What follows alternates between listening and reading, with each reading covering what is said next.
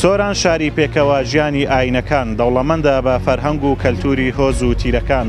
سۆران مەملەکەتی گەرمیان و کوێستان دەورەدراوە بە زنجیرە چیاکان کە بەردەوام پەناگە بوون بۆ پێشمەرگەکان لە گشت شۆڕش و بەرخودانەکان. ئازادۆمەراوەی کەناڵی ئاسمانی پەیام سۆران، تونێلی نێوان خەلیفان هەریر، ڕێگای هامڵتۆن. لە سۆرانەوە ئازادۆمەراوەی کەناڵی ئاسمانی پەیام. ئازادۆمەراوەی کەناڵی ئاسمانی پەیام دەڤەری باڵەکایەتی.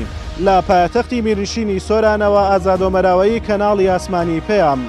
ئازادۆمەراوەی کەناڵی ئاسمانی پەیام چیای هەندرێن، کوێستانی کارۆخ، باڵەکایەتی، سەیرانگای گەلی عەلیبەگ، هاوینە هەواری گۆڕی خۆران، باڵەکایەتی، هاوینە هەواری بێخاڵ، بەنی هەریر. ئازادۆمەراوەی کەناڵی ئاسمانی پەیام ناحیەی گەڵاڵە چۆمان. ئازادۆمەراوەی کەناڵی ئاسمانی پەیام ڕەواندۆز، گوندی سرێشمە دۆڵی ڕووست.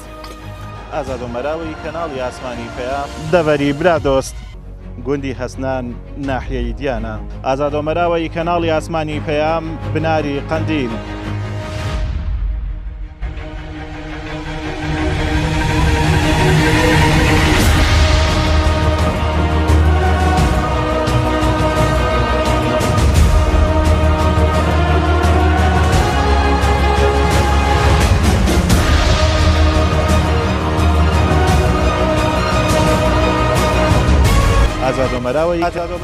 ئازادۆمەراوەی کەناڵی ئاسمانی پەیام سۆران.